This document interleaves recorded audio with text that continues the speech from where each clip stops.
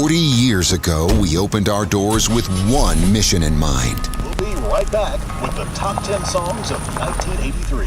To sell quality American-made vehicles at a fair price. You have arrived. And we've loved every minute of the ride. Celebrating 40 years of Two Rivers Ford. It is 1 o'clock. Good afternoon from the Superbook.com Sports Desk. I'm Lucas Panzica. The Titans will return offensive lineman Aaron Brewer in 2023. The fourth-year pro signed his one-year tender worth $4.3 million. The team also released jersey numbers for free agent newcomers. Cornerback Sean Murphy-Bunting, the former Tampa Bay Buccaneer, will be the first Titan to wear 0. Also, Titans have scheduled top 30 visits with multiple quarterbacks. Florida's Anthony Richardson and Tennessee's Hendon Hooker will meet with the team in the lead-up to the NFL Draft. Major League Baseball, the Atlanta Braves looking to complete the sweep of the St. Louis Cardinals. 4-0 to score. Braves lead, bottom of the third. For all your foundation repair and waterproofing needs, visit USSTN.com. Breaking news at once in your home for the Titans and Vols. This is 104.5 The Zone.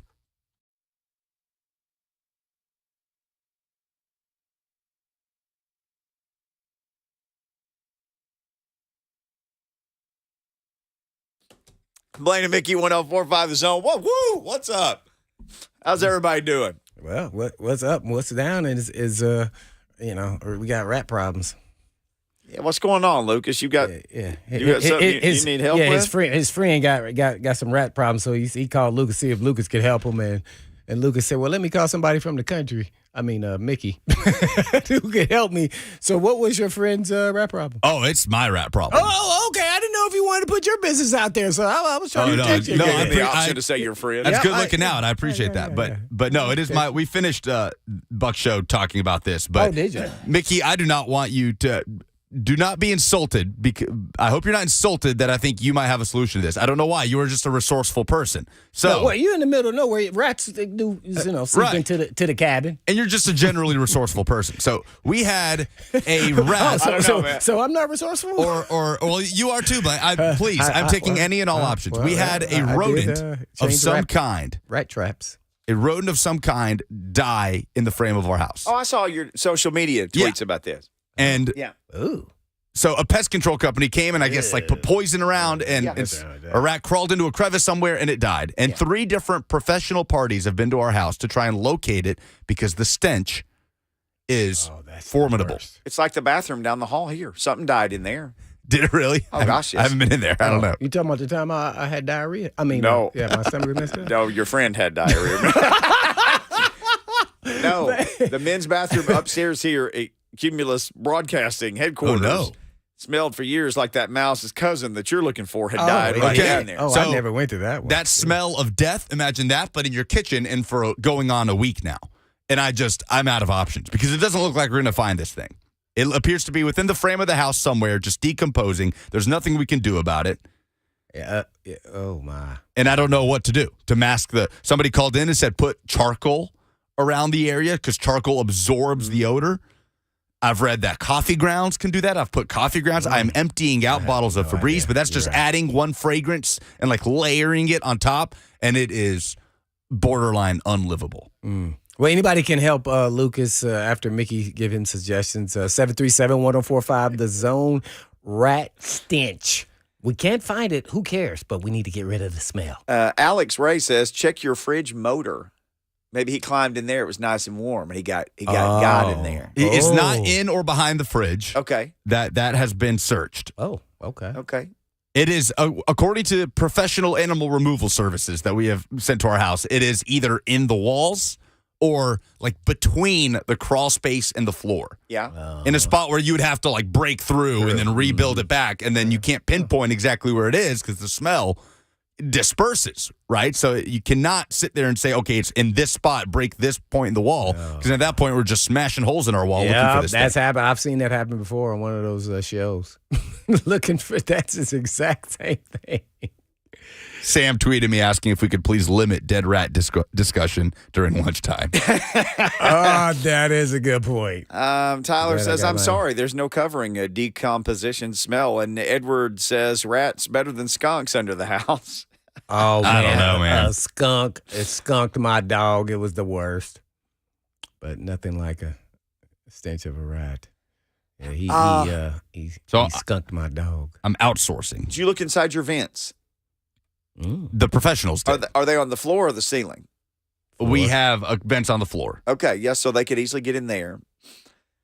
Other thing you can do is your vents run through the entirety of your floor, so you may be able to take off the vent cover and see if you can see, like, down around the subflooring. Has anybody been in the crawl space? Yeah, yes. Like we've had professional parties coming with like cameras, like long cameras that they can reach into these areas. And like we have had documentary over there. Full on pros. Yeah. And they have exhausted everything. And they say it's somewhere that we can't get to right now. They had no recipes for getting rid of the smell? No. They basically said, tough it out. Oh, that's tough. Yeah, that's rough. Oh, man. That skunk got all up in my house. The smell, it was the worst. It took it a week literally to get out of there. The skunk smell after it skunked my dog. It squirted. What did you put on him, the dog? Ketchup, tomato juice? People used to say that. My wife was in such a, I called some people, and I forgot what we used, but it worked. Got it off of him. I can't remember what we used. We did not use ketchup, though. That was one of them. I didn't think anything really worked, so that's if you got something that works, you can tell everybody. It was something. She acted like the dog was going to die. Multiple people are telling Lucas to just burn down your house. AJ says gasoline in a match. We'll get rid of it. Alonzo said, I was going to make sure your insurance is paid up and just burn the house down. Yeah, people have knocked walls down to find, I've seen it before. Well, Joshua said, make a very small hole in the wall and then use the snake camera in there. Right.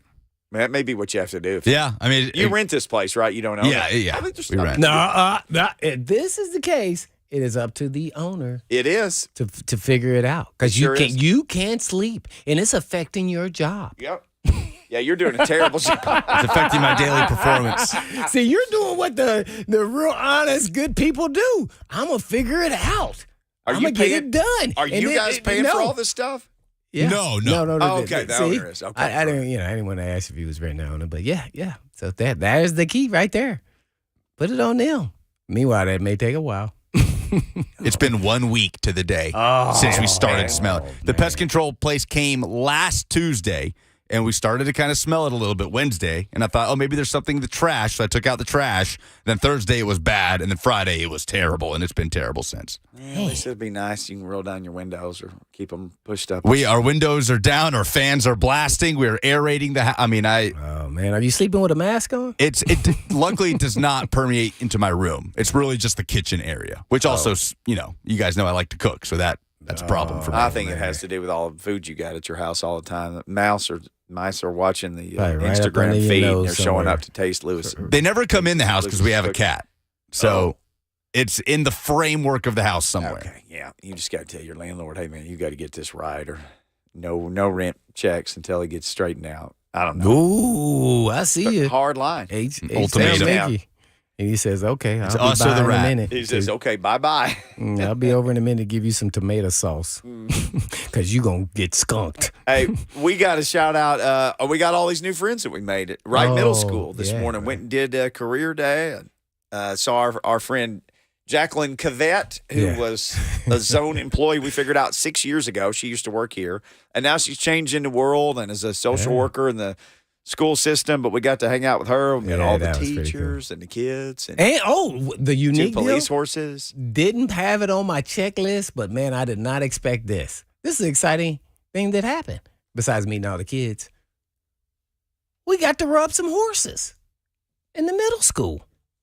Yeah, it was pretty cool. Man, the horses are all friendly, and I felt like, man, this make people want to have a horse all the time. Yeah, it was pretty. I was intrigued. Hey, Mickey's been around horses all his whole life. So, it's very rare that I get to pet a horse. I was around cows more than horses. Oh, okay. Yeah. Okay. I tried to scratch my because you're like, where can you pet them? The guy's like, Yeah, I was "Anywhere." making sure because I ain't want him to put out his big old beavers and no. Yeah, I've been bitten by a horse. Trust me. You don't I want to go seen down some that road. horrible. He's like, oh yeah, the nose is the area. Anywhere. I said, his I'm going to face. scratch him behind the ear like my dog. That horse turned his head away from me like, get out of here. Oh, did he? Yeah. No, I did exactly what the guy said. Well, I tried to. I failed. But, He had a nice jawbone though. I was like, dang man, that's serious stuff right there, boy. That jawbone. It looked like it could eat up some stuff. Oh, they were chowing down on some hay when we left the school. They had checked out of their shift. But, yeah, it was a lot of fun over there. Great people. Yeah. Everybody was super nice. We got a tour of the school. They have the biggest library, right? Oh, yeah. In the middle school district in Davis County. And the most book circulation. Miss Stewart, she's a head librarian. She is running the show. Mm-hmm. And she said they have the biggest book circulation. And our friend Jacqueline, who works in school, said, what kind of circulation? We said books. Yeah, books from the library. Means Come a lot on, of people Wacky reading Jackie. books. So they're reading a bunch of books, We had a lot and of they're fun. doing great things. And, shout out to my man, Ibrahim, and all the other kids that I met over there. Yeah, no doubt. Very sweet. Mm-hmm. Pretty cool. We got to tell them about working in radio, the ones who were interested. Yeah. We didn't have any freebies. They were super interested in everybody. Yeah, Next time we're coming with a big barrel of candy. Yeah, they had a lot of other options, but there was only so many middle schools like, oh, talking about sports. I don't know. It had a couple of them like, what? Oh, no. No, I won't be talking about nothing on here. Yeah, you It was told one of those hilarious. guys, hey, man, I bet you're a big talker. That dude turned his head and got away from you so fast. He was not ready to talk to us at all. I felt like probably how Lucas feels when he's in his kitchen. Like, did I smell? He smelled something. He took off so fast. Hey, the phone's rang about 15 times since the show started. Are these just people giving you options? Yes, Okay. people have been great. So what have they been? What's the best option? Like burn it Earlier, down? I heard charcoal, like putting charcoal like bricks on wow. plates and just kind of leave them because it absorbs the odor. I've heard vinegar, like little bowls of vinegar lying Oh, around. I think that's what I put on my dog from the skunk. Okay. Yes, someone did call. Some people have been calling in with Yeah, dog vinegar. skunk remedies as well. we use vinegar. I have heard vinegar also. 'Cause that was easier to do. We had vinegar. We like, I didn't want to use my ketchup as for my fries, my burgers. So there you go. I'll So try we any have and to have everything. an update before week's up. How's it going? Yeah, I'll be back tomorrow. Since it's the halfway of the week there. We're getting there. Yeah. I just got a text from my roommate that Today works is from Wednesday. home. Just got a text that said, Pest Man number 4 also failed. So apparently somebody else was just at our house and could not find it. Dang. And that's just one of those unfortunate things. I had a friend, like the Seinfeld episode where the car started sinking. Do you guys remember that one? There was a Seinfeld where the car stunk.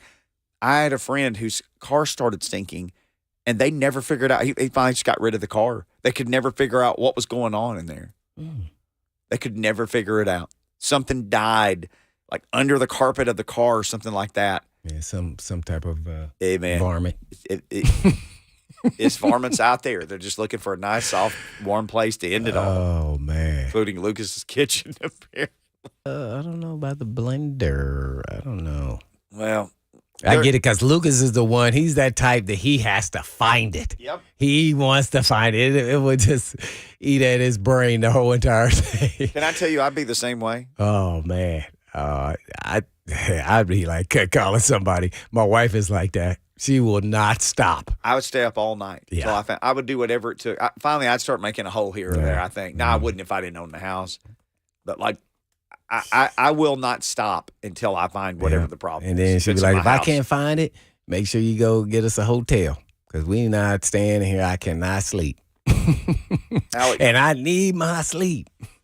people are saying ozoning, too. That was a real estate trick in houses that have been smoked in. Mothballs. You have an ozone machine. What is that? I don't know what it does. And I put them in a house. I put them in listings for houses that have been smoked in, and they say it can kill just about any smell. Yeah, I think I had that when mine got flooded. Yeah, you may have. In my basement. Yep. It happened Oh, yeah. three Yep. different times. Yep. We'll continue. You guys can continue to drop your hints in the Zone TV chat, or you can call Lucas or us 615-737-1045. Let's do this though. Instead of solving mouse problems, let's solve some Titans problems. Our buddy John Glennon set to join us next.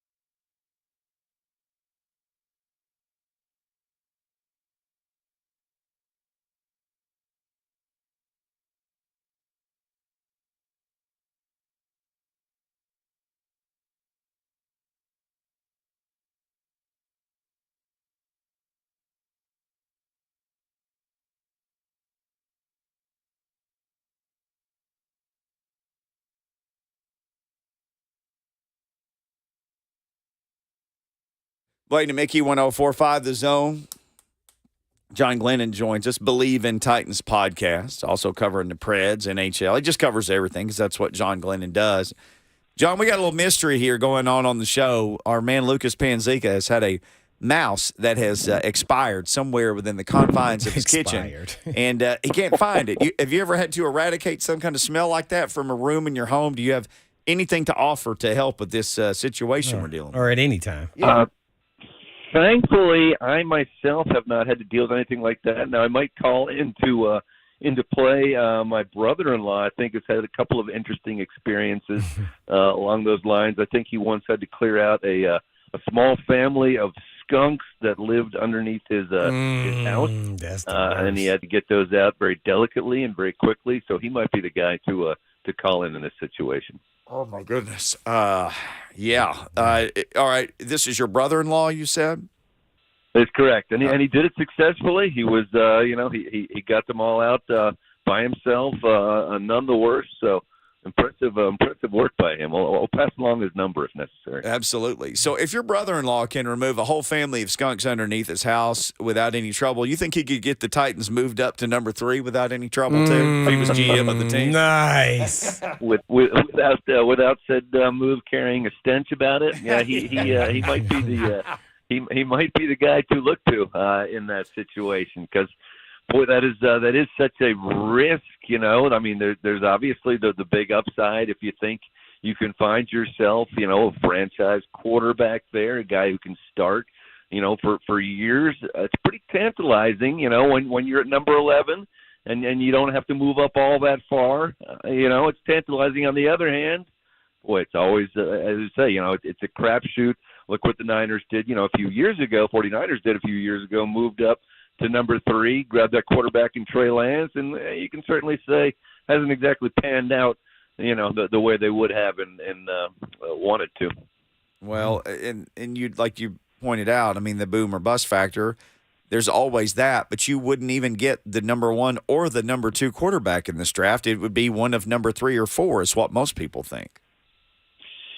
You think that's why, you know, I mean, if such a deal was to happen, you know, you would think, you know, at least I would think that it would be a draft day kind of situation where if you're watching there and you know, the first 2 teams, one of them shocks the world by not picking a quarterback at 1 and 2, and all of a sudden you're left with the possibility that, you know, Bryce Young or C.J. Stroud is still available at number 3.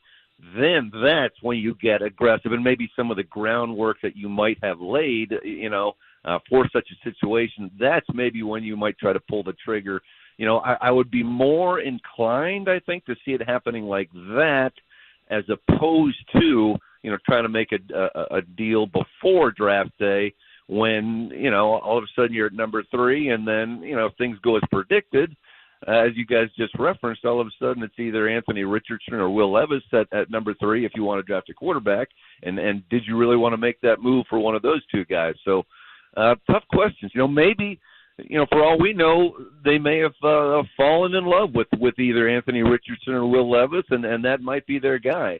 But if it's not, then I tend to think it's more of a potential draft day deal if a Young or Stroud is still available there.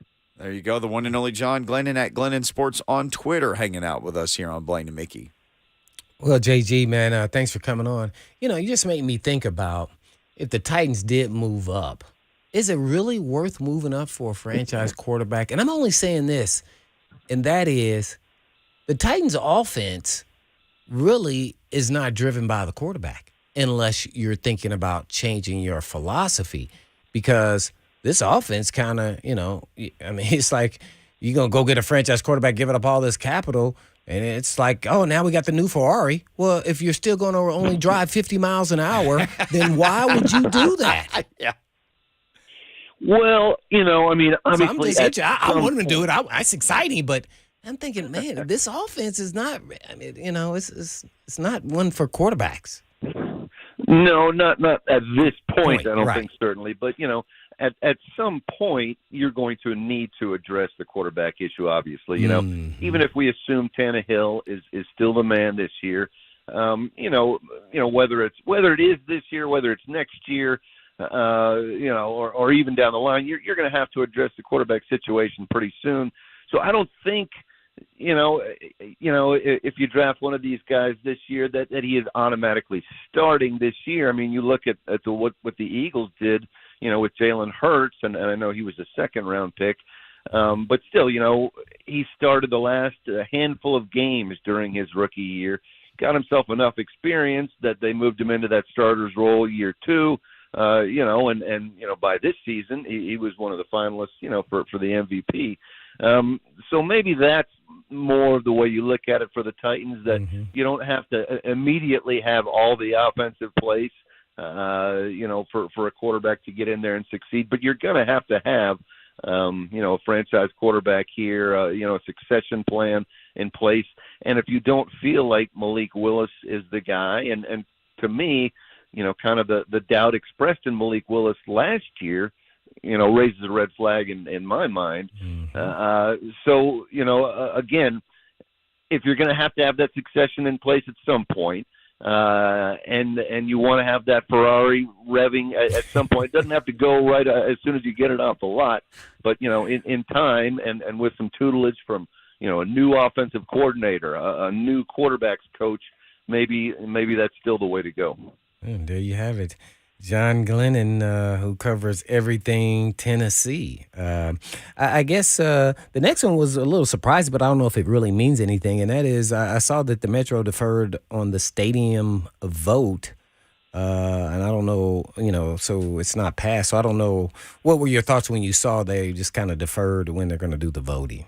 Did it impact it at all? Yeah, I wasn't too surprised by that. I think that's kind of roughly the timeline that the Titans have expected and sort of laid out early on. So, I mean, there's an awful lot to work through, and I think they looked at it for hours and hours and hours upon end last night is the sense I got. So, to take a look at it again further down the line, and then, with the expectation that a final vote will still come, in a matter of weeks here, I wouldn't be too concerned, about where things are right now on that timeline.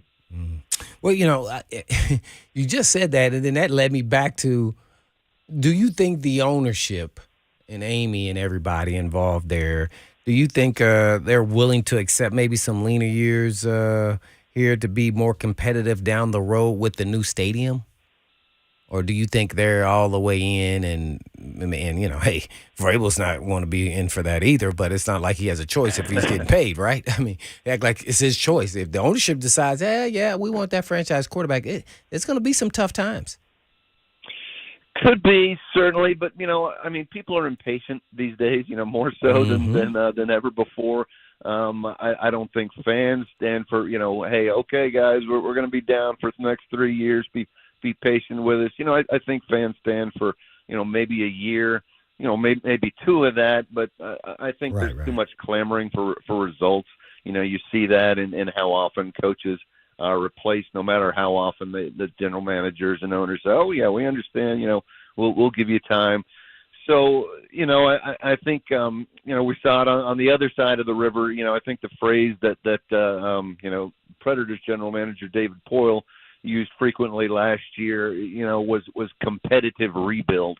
I think there's a difference between kind of blowing everything up and saying, okay, we're only going to expect 4 or 5 wins, than there is in saying, okay, we're going to be making some changes, but we still expect to be a competitive franchise. And realistically, when you're playing in the AFC South, as we've seen, it may not necessarily take a 13 or 12 win season to win the division. So, I still think, even if you're drafting a quarterback and you're not expecting him to jump in and be your stud for another year or two, people are too impatient out there. They're going to want results, and I think Amy Adams Strunk, has certainly shown that she is not immune to that either. That if things aren't going especially well, that if even if people have pretty good track records, she's ready to move on if things aren't going well in the moment.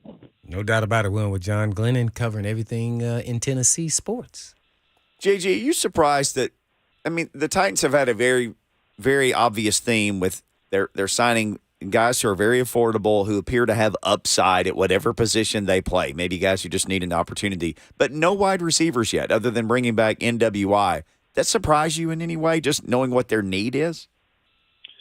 A bit, yeah, I would say. That is certainly a glaring need. But I don't think – well, first of all, I will say I don't think it was an especially good year for wide receivers in the free agent market. There weren't a ton of talents out there that you say, hey, I got to get this guy, and he's going to turn things around. That said, I do think there's still, some wide receivers out there that in time are going to get signed, and maybe their price tag comes down a little bit from what they're asking now, and the Titans make a grab. One guy I kind of like, because actually I watched him in college quite a bit, was Olamide Zaccheaus. Played last few years for the Falcons. Yeah. Been pretty consistent over the years, brings a little bit of a guy who can get downfield a bit as well. So, maybe it's a guy like him or him that down the line the Titans add. I do think certainly you need, to fill out that wide receiver depth and get some experience as well, that you just can't add a couple more guys in the rookie pool as well. But I do like some of the signings, certainly that the Titans have made so far in free agency at other positions. I think especially guys like Arden Key, Aziz Al-Shire, I think are going to be really nice additions to an already pretty good defense. The one I'm really kind of most interested in seeing whether it pans out well or not, is Andre Dillard. I think I like the upside of this guy. There's a lot of talents and a lot of reason to think that he could play, but I'm still a little bit surprised that the contract that he got, 3 years, about $30 million, and the cap hit for 2024, I think is going to be about $10 million. So to me, it wasn't necessarily surprising that they signed him because he's potential starting left tackle, but really hasn't done much so far to warrant that confidence that he would be your starting left tackle, or necessarily to command that kind of price tag. So interesting to see what this group of free agents will bring. But I do like, especially the fact that there are some good cap additions, low cap additions this year, with potential upside. John Glennon, our guest. John, if you go back and look, at one point I had it pinpointed down to like 4 days in late July where the Titans always sign people, Lawan Byard, whoever it is. Do you think we're on tap for that with Jeffrey Simmons, or where do you think we are with all this?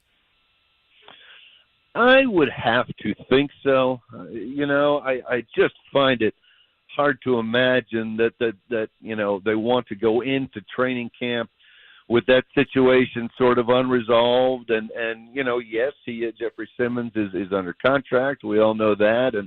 But I think it's fair to say that Jeffrey Simmons has outperformed his rookie contract, and certainly, as has been the case, previously with the Titans, they have rewarded, the kind of guys like that, whether it's Taylor Lewan, whether it's Kevin Byard, et cetera, et cetera. Now, of course, it's a different general manager involved now with Rand Carthon, but to me, what Jeffrey Simmons has done and the kind of leader that he has become, and what we all learned sort of even more so after the season than what we knew during the season was that he was playing through so much injury last year on that ankle, the kind of the example, the toughness that he showed. I just think you have to get something done on that front, to put that extension together.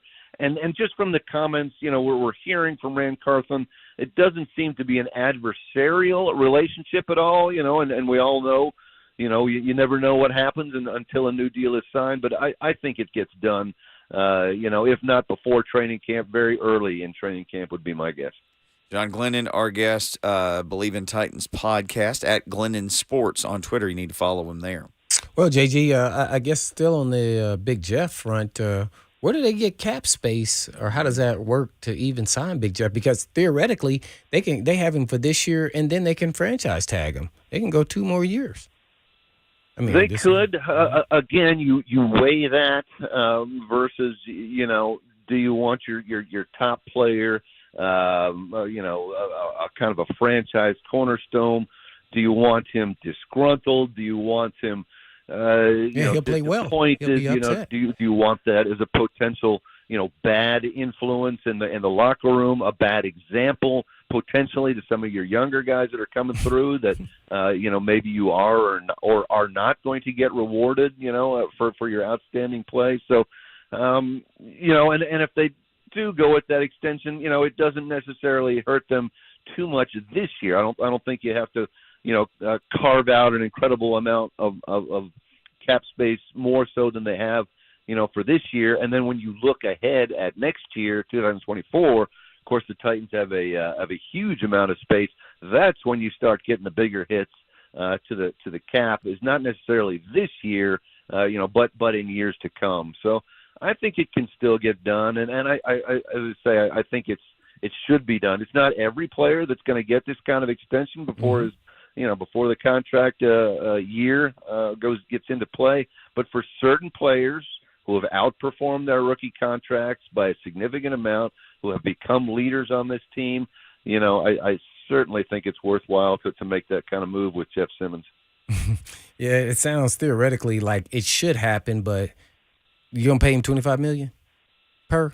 I don't have to pay him anything. I'm not checking into my wallet. If you're spending other people's money. So that's what I'm getting to, because I think they're in the process of trying to get their cap situation correct. And unfortunately for Big Jeff, I think timing's everything, and I just don't know if they'll be able to facilitate that before the season. Just think about it. They have the draft, then they're going to go back to free agency, and then Big Jeff is last because they have him under contract. So now we're talking June, July maybe, that they start having conversations. They go just like, hey, we're not capable of paying him $25 million at this point in time. We're going to have to suck this up and just keep it. I mean, he can't say. I mean, he can pay fine millions of dollars for missing camp. So I just don't know. And I get where you're talking about disgruntled, but those things happen all the time. People get new contracts, and they don't even just use sports, just in everyday life. People get new contracts, and they could be upset all they want to, but at the end of the day, they have no other options because they have his rights.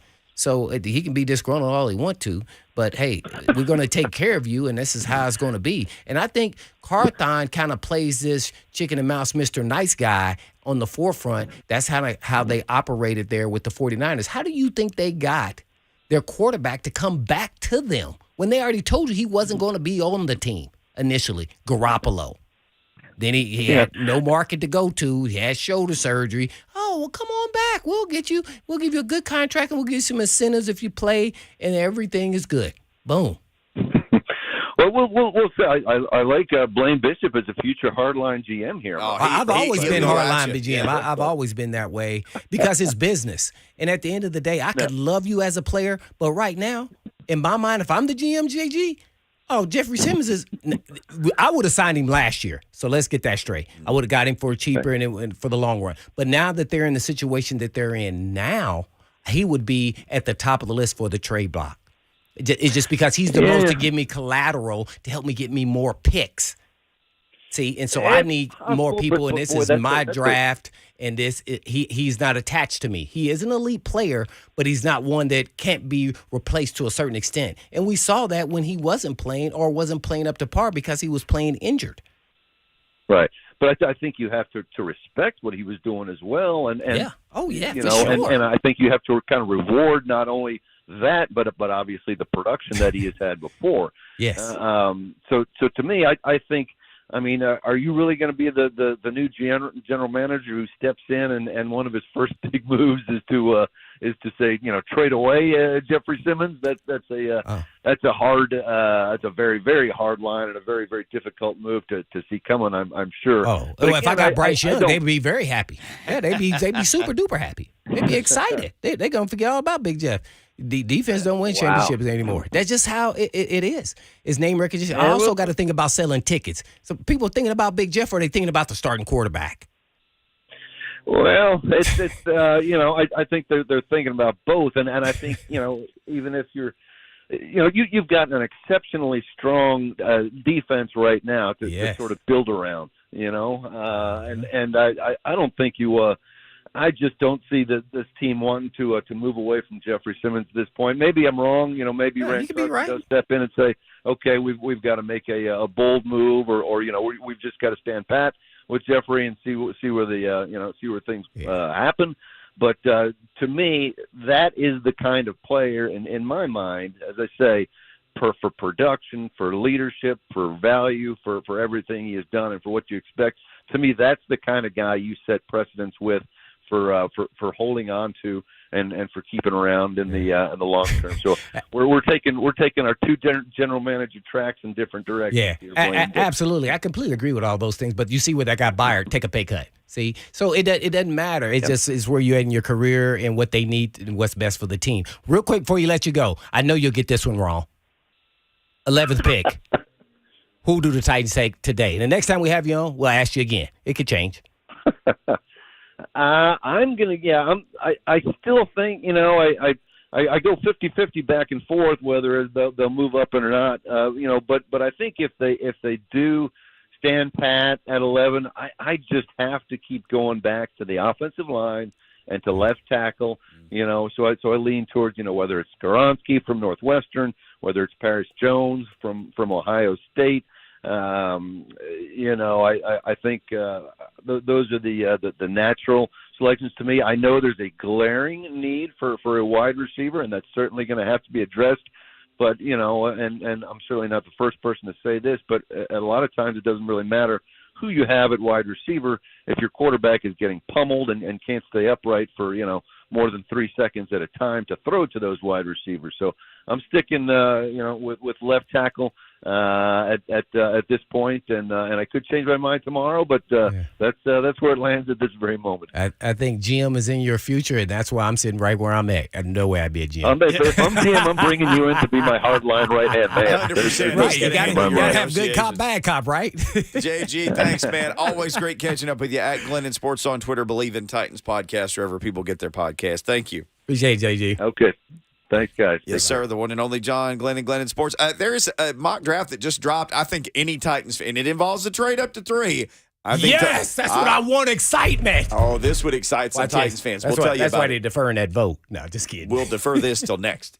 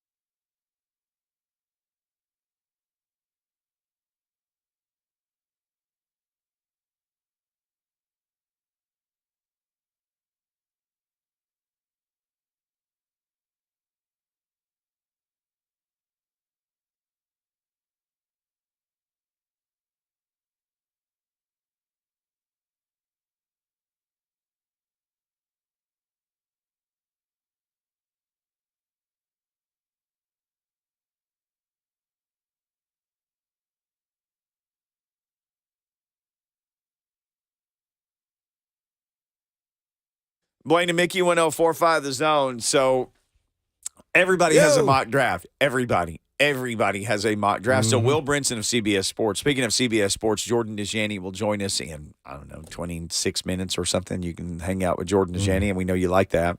One of his counterparts at CBS Sports. So here you go.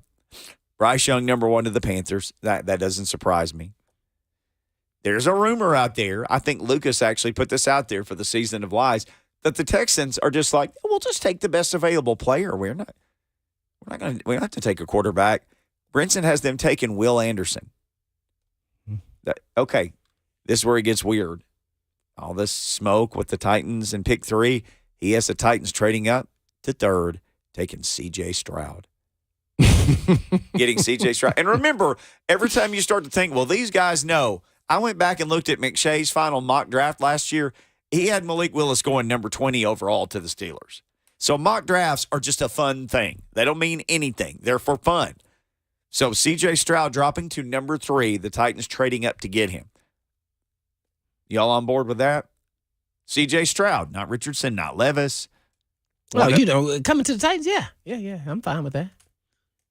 I'll take, Young, C.J., and I'd even take, I'd take all 4 of the guys, even Richardson and Levis, to be honest. Would you take them at 3, or would you say I'd take Stroud at 3, but I would wait on Richardson or Levis? 7, 8, 10, I'd just wait till 11. If I'm not giving up Tannehill, I'm fine with going with Levis or Richardson. Okay. I think I'm fine either way, to be honest. But that would give me a little cushion, make me feel more comfortable that we'll be competitive immediately, and then they can continue to learn the game and improve. But the next year, they're out there for sure. I mean, there's a part of me that I just think guys should, all the wait and see and all that is over for me. That era, that was during my era. That we in the Lucas era. Lucas mean play right now. And only reason why I would say more Richardson maybe slow play it because he didn't play very many games. Mm-hmm. But there's another side of me saying, that's why I was asking JG about, John Glennon, would the organization be on board with being a little patient? That means I'm playing him immediately knowing we may have a rough year that year because he's still learning the game, because he needs to get some games under his belt. He needs to get that experience, and sooner than later is probably best with a guy that talented. And then we can see what he's got and see if he can improve going into that second season. So I'm a real big proponent on them. These guys playing now. It's a little different to me with all the 7-on-7.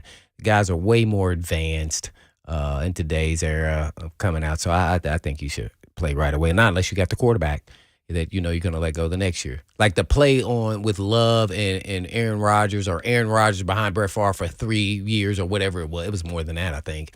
I can't do it. Yeah. Not now. You get 3 years, I could be fired.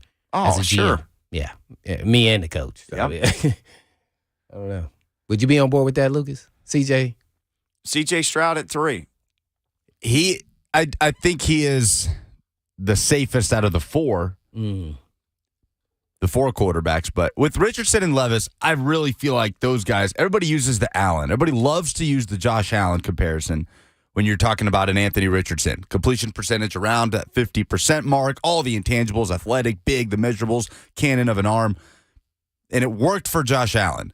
But Josh Allen could not have landed in a better situation in Buffalo, being coached by Brian Daboll and the team that they built around him, allowing him to use his legs early in his career. And so for Anthony Richardson, I feel like that's the question you got to ask yourself, if that is the case for Richardson. Are the Titans the perfect situation for Anthony Richardson? So, yes, I'd be okay with Stroud. Richardson and Levis is where I become much more hesitant. It doesn't matter if Tannehill is here or not? No. If I took Richardson, I'd just pull everybody aside and say, hey, man, y'all think we ran the ball a lot in the past? We're going to run it even more. We'll be number 1 by 100 carries. We're going to run the ball. Well, I'd run the RPO and maybe run the quarterback more. But that's the difference between me. The offense is already conservative. Yep. Nah, we're going to fly by the wheels. What do we have to lose? Well, what do we have to lose at this point? We made this decision to go all in with our chips to that guy, Richardson or Levis. Hey, man, We about to rock and roll. We about to get these lumps dumped now. And what's the worst thing that happened? Are they fire me and I get a guaranteed contract as a coach? They're not. Well, they know what was happening when they agreed to draft this guy. So, yeah, they knew some development is there. Now, and I know it's easy to look at those, and I used to be this way, to see what guys instantly are today.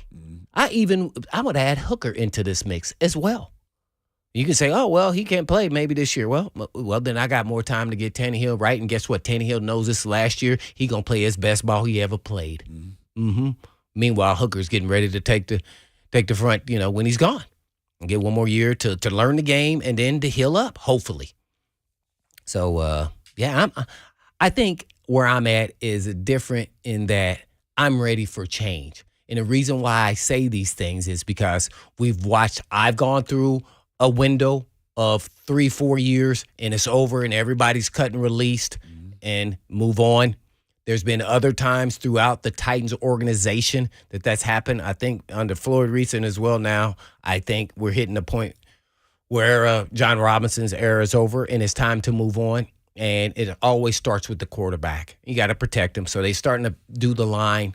I think I'm ready to turn the page. I said last year was the last year and they didn't make it even to the playoffs. So it's telling you the numbers of players and the number of your record and injuries is telling you it's time to,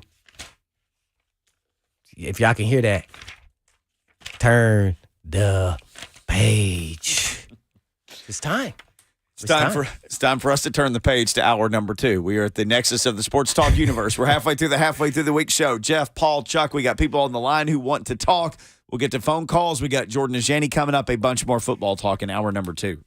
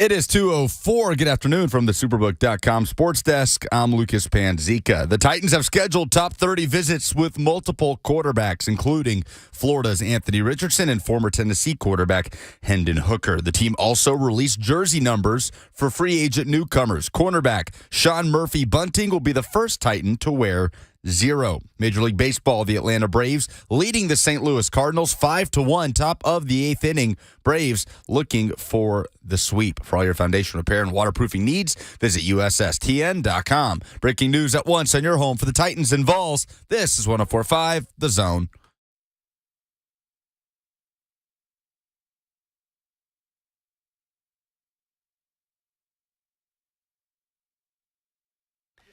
Blaine and Mickey, 104.5 The Zone. What's up, everybody? Happy Wednesday to you. Lots of Titans draft talk and Titans talk. And people have been talking all week about, do the Titans move up to number 3? And now Will Brinson's got a mock draft out that has the Titans getting C.J. Stroud at number 3 because there's a rumor that the Texans won't take a quarterback at 2, which I find so hard to believe. Yeah, that was a tough one there because that didn't play in their favor anywhere. Well, I'm not going to take a quarterback, so, yeah. Well, you and I were joking about this, and we were like walking out Mills. yesterday. And you're like, "Oh man, we got Davis Mills. Why would we take a quarterback?" Got Case Keenum down there. Oh, super sub. Case Keenum. He's from Texas. He played for Houston. Houston. Mm-hmm. Hey man, He was awesome at Houston. kudos to that dude. Hey man, I was going to. Well, they were throwing around the yard. Just put me in. I run the offense, Jack. That's like Heineke. Hey, just put me out there, man. I'll throw it. I don't care who catches it. I'm gonna throw it. Feels like the only way the Texans would not take a quarterback at 2 is if they were to trade for Mac Jones. Oh, you've heard that? Mike Florio floated it out there yesterday that the Patriots are reportedly shopping Mac Jones. The Texans are on a list of potential suitors. You know why? The reason why they're giving is because he sought some help from outside the building because he had like Matt Patricia and some other guy running the offense. And he just said, can somebody help me? He reached out to somebody outside the building, which sent Belichick into a tizzy, supposedly. He was in a bad spot last year. He was. And who put him in that bad spot? Belichick. Yeah. I think he should be on the hot seat. They'll make the playoffs. I'm just because of who he is and his ilk and his championships, I'll give him one more year if he don't make the playoffs. That's it.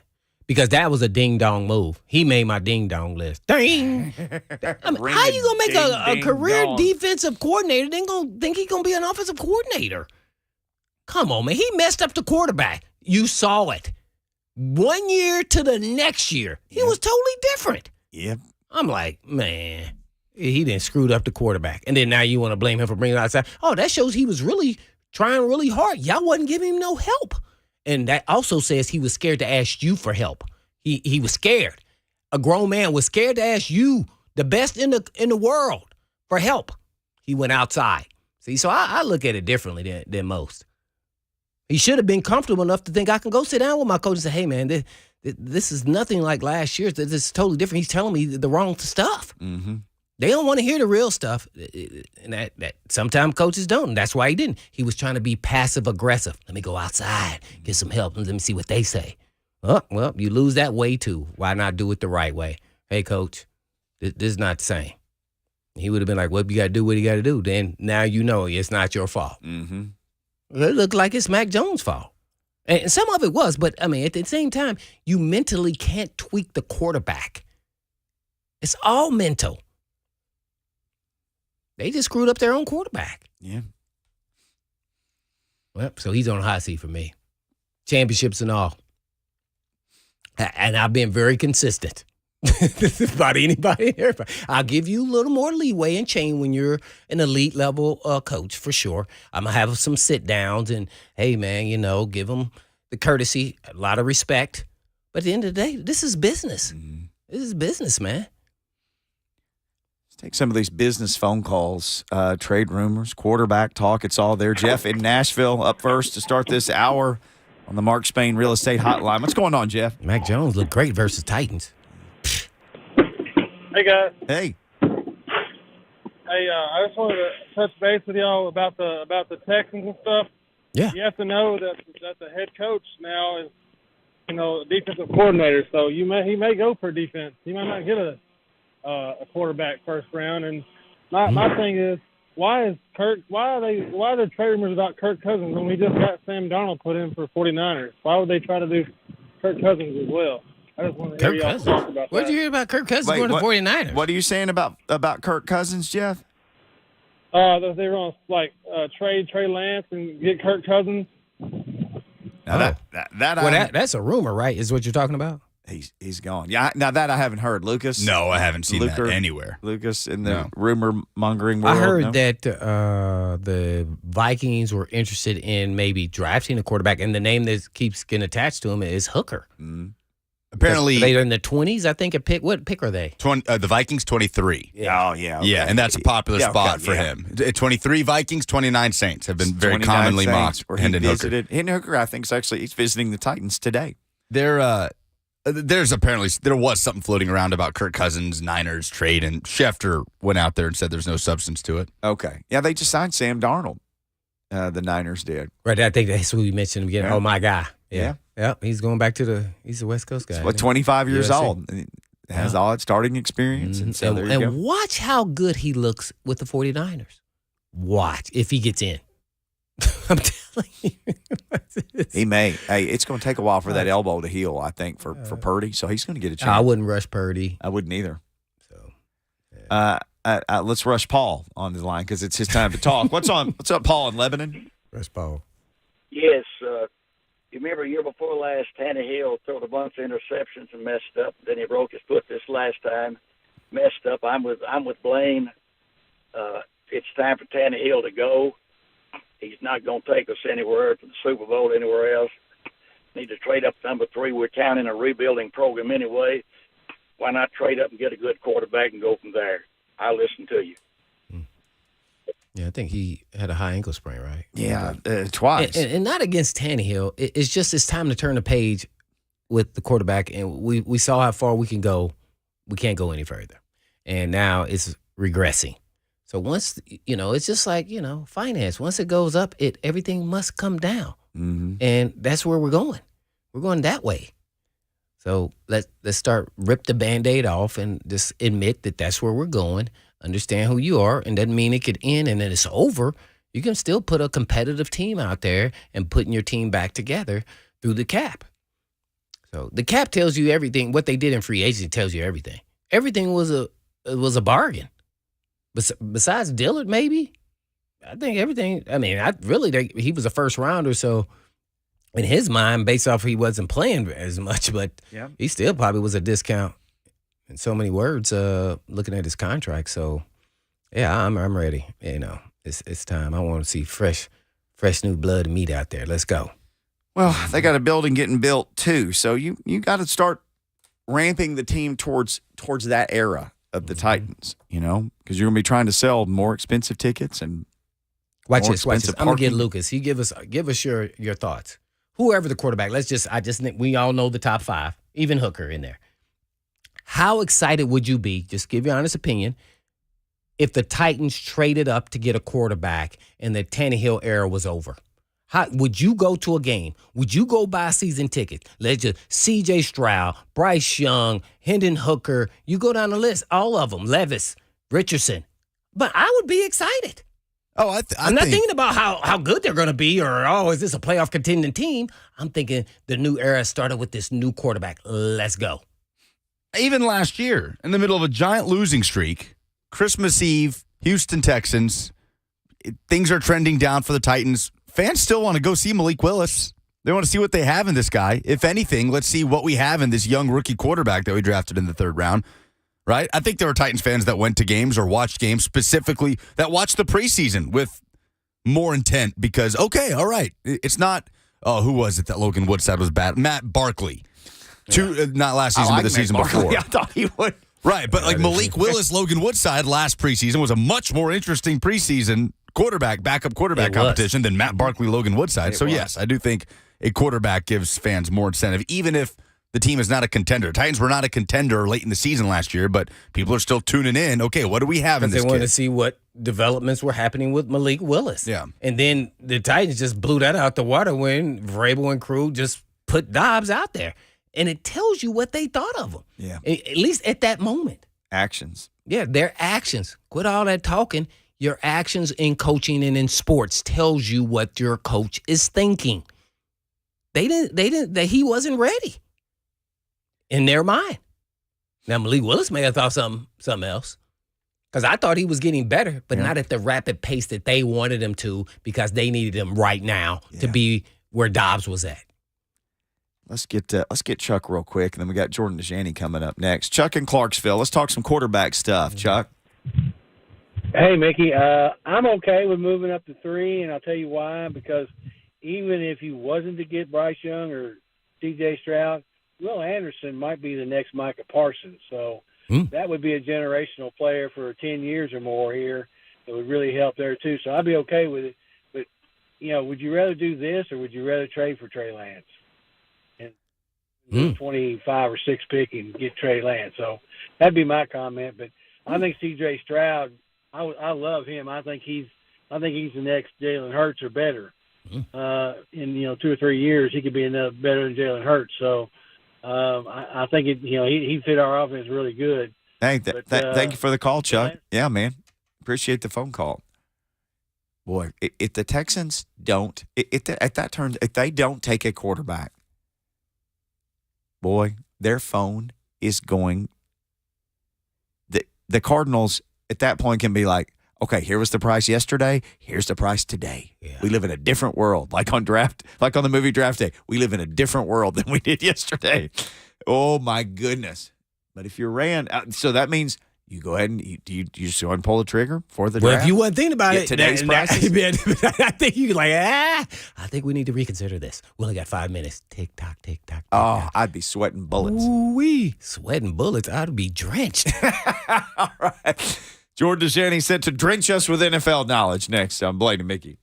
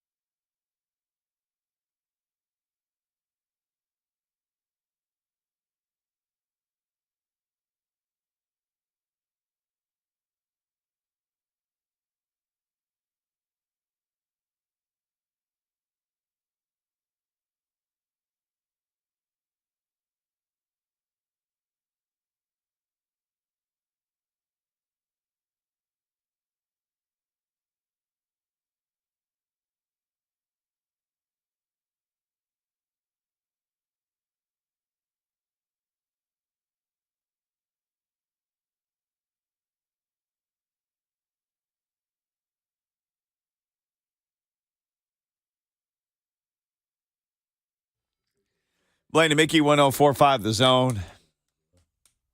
You know what time it is? It's Wednesday. It's time to get our man Jordan Dajani from CBS Sports on the phone. JD. Jordan, are you a Masters guy? Are you one of these guys that kind of sets the calendar and makes his own pimento cheese and all that while you watch the tournament?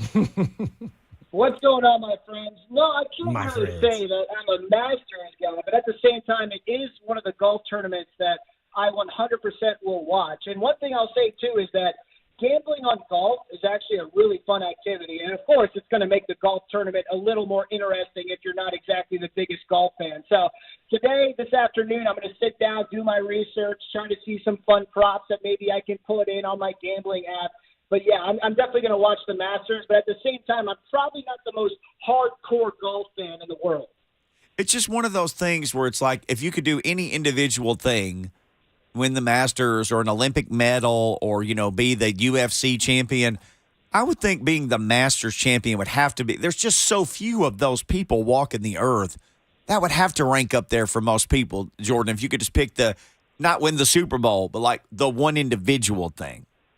Yeah, 100%. I think Super Bowl would definitely be up there for me, but in terms of individual, the way you put it, to win the tournament of all tournaments in golf would be absolutely extraordinary. And, one thing that just really stands out about the sport that all of us amateurs understand is the kind of mental stress that these guys are under on the biggest stage of them all. Yep. To finish it out successfully would just be one of the most incredible feats of your lifetime for sure. Yeah, well, I got to start practicing golf. It's not too late for me. Always good catching up with our buddy Jordan Dajani of CBS Sports. Well, Jordan, I guess I'll start here. I just talked about it a little bit. Bill Belichick said he's on the hot seat to me if he don't make the playoffs. Do you believe that, or do you give him an extra year? Because when I look at his record, and I said this 4 years ago, it was more Brady than Belichick, and it's coming out to fair out about that. 25-25 without Tom Brady the last 3 seasons. And now he's talking about trading his quarterback after he had a defensive guy being the offensive coordinator. I don't know if he's going cuckoo for Cocoa Puffs, but, he getting kooky wookie, and I don't have more time. So is Bill Belichick, to you, is he on the hot seat? Woo! Can you imagine we're in a space and area of time talking about Bill Belichick, arguably the greatest of all time, potentially being on the hot seat. And, you already pointed out his record without Tom Brady. That's obviously something he does not want included on his resume when it comes to him being one of the greatest of all time. But, I like where your head's at because a lot of stuff with the Patriots last year really bugs me. And I'm sure you guys have talked about the Mac Jones story. Yep. It bugs me that people said Mac Jones regressed last year. Right. I think that's a lazy narrative. The dude was pretty good his rookie year. Yep. He even made the Pro Bowl. So what changed in year 2? Well, you don't have to look very hard. I mean, I don't blame Mac Jones for going outside the building for some counsel because that dude was clearly frustrated with how things were transpiring in 2022. How do you run an offense with a defensive coordinator and special teams coach leading the way? We saw Mac Jones yelling over at the sidelines every game, and I don't view him as being a jerk for doing that. I view him as a guy who's hungry to win. So it does kind of bug me that Bill Belichick basically sabotaged his own offense and then was mad when his own decisions didn't work out. But to finish it all up, now they have Bill O'Brien back, right? He was the OC in 2011? I think that year the Patriots went 13-3, went to the Super Bowl. They signed Juju Smith-Schuster. They got Mike Gesicki in the building. Who knows? DeAndre Hopkins could be on the way. So they're helping Mac Jones out a little bit. So I would anticipate that the Patriots offense is going to be better in 2023. Well, I hope so, man. But in the meantime, OBJ is everywhere. And now he's been offered by the Ravens. Do we know any of the numbers, or is it a 1-year deal for how much? Is that true or not? What are you hearing? Yeah, so I haven't heard anything specifically about OBJ and the Ravens. I did see the report out there that they did enter negotiations with him. That's something that shouldn't really come as a surprise. And I know that a lot of people are going to tie this to Lamar Jackson. Is this addition something that could help ease the tensions that they're feeling with their franchise quarterback right now? I get that. But another thing I point to is that the Ravens, if we put away the Lamar Jackson drama aside for a second, the Ravens are really retooling their offense, right? They have a new offensive coordinator. Greg Roman is no longer there. So I think a lot of people are hypothesizing that the Ravens are going to do more through the air with their new offensive coordinator. So I think OBJ is part of their plans when it comes to that, potentially landing him. But as I've said over the past few weeks, I've virtually already penciled in OBJ to the New York Jets. I think that's where he's going to end up. I don't know how much money that the Ravens offered him, but it doesn't necessarily shock me that they were interested and at least called his phone. What a crazy deal with Lamar Jackson here. Give us your bold prediction on what's going to happen with him. He's going to still be a Raven? Yeah, I mean. Or trade on draft day. I may get traded. I don't know. It's definitely a tough one. And, according to reports, the Ravens have continued to negotiate with Lamar Jackson over the last week, even with the outstanding trade request. And I think they have until mid-July before that deadline to reach a deal. And, I'm starting to think that maybe that's Baltimore's best course of action, right? Let's go through the draft. Let's wait to see if anyone comes to his doorstep after that next round of the quarterback carousel. And if 0 teams approach Jackson over those next few months after the draft, and let's say we have Joe Burrow, Jalen Hurts, or Justin Herbert sign an extension with maybe less guaranteed money than what Jackson wants, maybe we'll see some movement on that end. But if I had to make a bet on it right now, I'm still leaning towards Lamar Jackson remaining in the fold with the Ravens despite the trade request.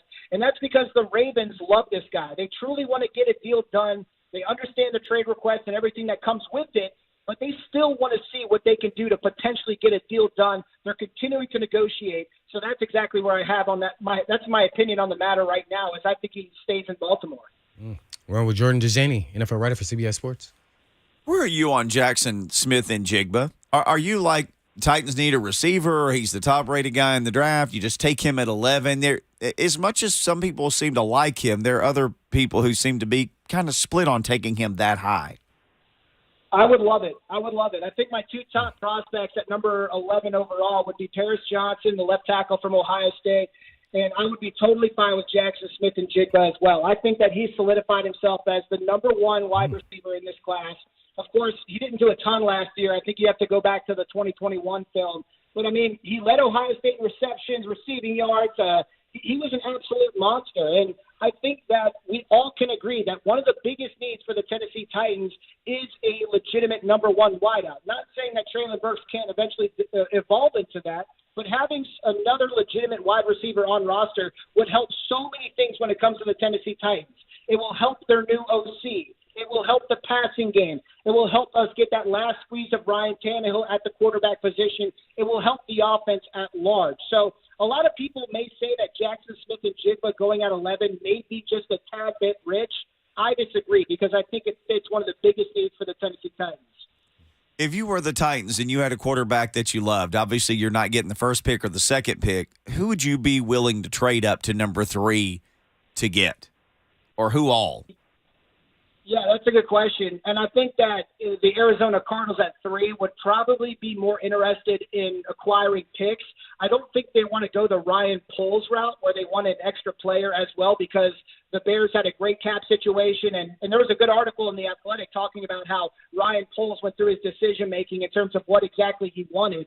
But in terms of what I would give up, I mean, I think the number 11 overall pick, obviously, but I think it would take at least next year's first, maybe a future second, a mid-round in 2023, and then a late pick swap favoring Arizona this year. And even with everything I just said, I still think that trade basically favors the Tennessee Titans. If we go back a couple years ago, looking at what the 49ers gave up for Trey Lance to move up to number 3, I think it was 3 first-round picks, and then other picks build on to that as well. And, we can sit here and compare and contrast these quarterback classes from a couple of years ago compared to this year. But it's still going to be a high asking price, a high price tag, if you will, for that number 3 spot.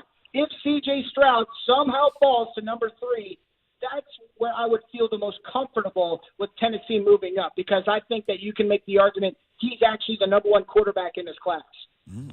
Jordan Dajani bringing the knowledge here. CBS Sports on Blaine and Mickey. Well, who's not number 1 right now is Bidwell, the owner of the Cardinals, who's accused of cheating, misconduct, harassment. I don't know, you name it. And then giving out burner phones to the team executives. I mean, man, what is going on here? Yeah, that was a very dramatic story for a couple of reasons. I mean, first of all, these are legitimate cheating allegations brought against the owner. And, using burner phones to illegally communicate with the suspended general manager who was suspended for whatever it was, 5 weeks in 2018 after pleading guilty to DUI. That's cheating by the NFL rulebook. So that's obviously a big thing that was mentioned in this filing that went to Roger Goodell on Tuesday. But the other part of it has to do with, I think it was Bidwill, bullying, being aggressive with some of the people in the workplace, other things that obviously are not good. And Steve Wilkes was mentioned in this suit as well, or filing, I should say, not suits. And whoever brought it forth said that the Cardinals basically sabotaged Steve Wilkes when it came to his first opportunity as an NFL head coach. And as we know, Steve Wilkes is part of Brian Flores' lawsuit for racial discrimination against the NFL. So that was one of the more interesting tidbits I took away from this. The other thing that was very dramatic, in my opinion, was the Cardinals' response. It was I don't want to say it was emotional, but it was very strong. It was almost aggressive. It was a weird response. They're obviously standing up for themselves, as any NFL club would, but they were pretty aggressive in their response. So it's going to be interesting to see what comes of this. Yeah, we're going with Jordan Dajani, NFL writer for CBS Sports. Jalen Carter, his agent, Drew Rosenhaus. We're not visiting any teams outside of the top 10 picks. Is this fair or foul for his client? To be honest with you, I kind of like the move if I was in that situation. I mean, we're not listening to the outside noise, right? We're not bowing down to that. My client is not going to fall past the top 10. He's too talented. I understand he made some missteps. That's kind of the narrative that I would be putting out there. But there is something that kind of stood out to me over the past week that leads me to believe that he may fall further than people anticipate. And that's Lions head coach Dan Campbell coming out with some quotes, saying that maybe there's some things out there that is not exactly public knowledge. Now, not exactly concerning the off-field incident we're specifically talking about, but maybe just Jalen Carter as a prospect in general. I'm coming out with my mock draft this weekend, I believe. I think I'm going to have him falling pretty far just to be a little bit dramatic, right? Ooh. Looking at some of these mock drafts, I mean, I see him going number 8 overall, but at the same time, I've seen some mocks come out having him, go number 20 overall, which would be very interesting. So I think that his agent is doing the right thing. That's exactly what I would do as well. But I'm very curious what the kind of noise is behind the scenes when it comes to this prospect. Well, speaking of mock drafts, Texans said they're not allowed to take a quarterback. Who does Jordan Dajani say they're going to pick at number 2? I love that report. I read through that, and it does make a lot of sense, right? Peter King saying that Caserio can be very conservative. If he's not sold on the quarterback at number 2 that falls to him, whether that's C.J. Stroud or Bryce Young, he could opt to take the best player in this draft class, which, of course, is Will Anderson out of Alabama. Now, with all that being said, I'm going to go ahead and put my money down that the Texans do, in fact, take a quarterback. They're sitting at number 2 overall, right? They're going to have their pick of the litter -1. And I think that Bryce Young has been tied to them for many months now. And I think ultimately, if Stroud goes 1, I think they will take Bryce Young. And let's say Bryce Young goes 1 for the Panthers. I think C.J. Stroud would be a great fit in Houston as well. I mean, it's a great point that DeMeco Ryans is a defensive-minded head coach. To pass on a talent like Will Anderson would hurt like no other. I get that. But the quarterback is the most important position in football. They're sitting at number 2 overall. This is a great opportunity for the Texans to get that rebuild back on a fast track. In my mind, they're taking a quarterback at number 2. Well, we're going to do this at the end of the week. But I want you to tell me just today, not necessarily this is going to be your mock draft, off the cuff, give me your top 5 picks of this year's NFL draft. And it can change weekly, by the way. I'm sure you will do that on your mock draft. Yeah, so this is tough because in my mock draft that I'm going to publish, which I haven't started, I am going to have a team trade up to number 3. It's not going to be the Titans, but I'm going to try to come up with an interesting team to trade up to 3. So that'll be tough. At number 1, I think I'm going to flip on my pick. I'm going to ignore Stroud. I'm going to take Bryce Young at number 1. Go ahead and get some headlines there. C.J. Stroud at number 2. At number 3, that's where it's going to get interesting. Whatever team I have trading up, let's say they get intrigued by Anthony Richardson. Anthony Richardson, number 3. The Colts at number 4, I'm leaning towards Will Levis. And at number 5, all of a sudden, the Seattle Seahawks are sitting in a great position to take, as I said, maybe the best player in this class, which would be Will Anderson. I think Tyree Wilson from Texas Tech is more of a natural fit if Will Anderson goes in that top 4. But at the same time, if Will Anderson falls to 5, I'm very convicted that Pete Carroll will take him there at that spot. Over Will Anderson. No, Will Anderson. Oh, only if he over gets Tyree drafted Wilson. early. Okay. Got you. There you have it. Jordan Dajani, NFL writer for CBS Sports. JD, just on the way out, you big fan of the Oilers throwbacks? Because the Titans have been they had the oil barrel tees today that they tweeted out. Are you ready for all the glory that is the Oilers uniforms to come back? Huge fan. I have a couple of questions, though. As you remember, we kind of wore the old AFL throwbacks, the Oilers-style uniforms, what was it, over 10 years ago. I'm wondering if they're going to look more like that or more like the 90s Oilers uniforms, right, with the red trim on the sleeves, the red face mask. That's what I would like to see from the Oilers throwbacks as opposed to the AFL throwbacks. Yeah, I think it'll be what the Hitman wore. I think you're barking up the right tree for that later era, not the that was like late 60s, early 70s with blue helmets. No, I think you're getting the classic Hitman, McNair, Eddie George throwbacks. Oh, baby, that's going to be a sweet week. I got to make sure I attend that game in person, even if it's on the road. I don't care. I got to be there to see that. Yeah, well, I agree with that. JD, always great catching up with you, man. Enjoy the rest of the week, and we will talk to you next week as we are even a week closer to the draft. Absolutely, baby. Draft season. Catch the fever. Appreciate you guys. Talk to you next week. The one and only Jordan Dajani right there. When we come back, we'll wrap things up. Priscilla in Nashville wants to weigh in on the Titans quarterback.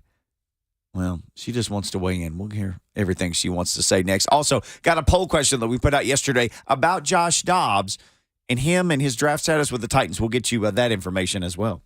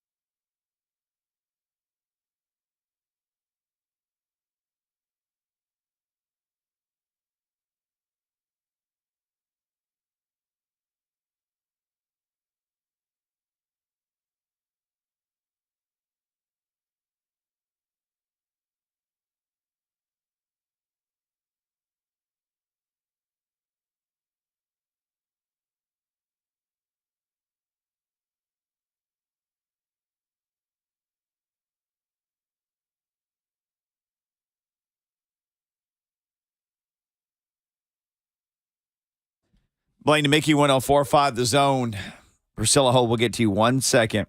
I said Josh Dobbs. He was gone. I mean, Hendon Hooker. I got my Tennessee quarterback signals crossed there. Better Titans trade or better Titans draft scenario. We tweeted this out a couple of days ago because we ended the show talking about it. So it was trade up to 3 for Richardson or Levis, stay put and take Hendon Hooker at 11, or none of the above. So 11% said trade up for Richardson. 2% said trade up for Levis. It's hard to score that low on anything. That's what people are feeling about Levis. We had pick Hooker at 11, and we know there are scenarios, but this is just, you only got so many options. Pick Hooker at 11, 29%. None of the above was 58%. Like, don't trade up for those guys. Don't pick Hooker at 11. 58%, more than half, said, I don't want to trade up for those other guys. I don't want to stick and pick Hooker. None of the above. And so, like Aaron Schwartz said, just trade back and get Hooker.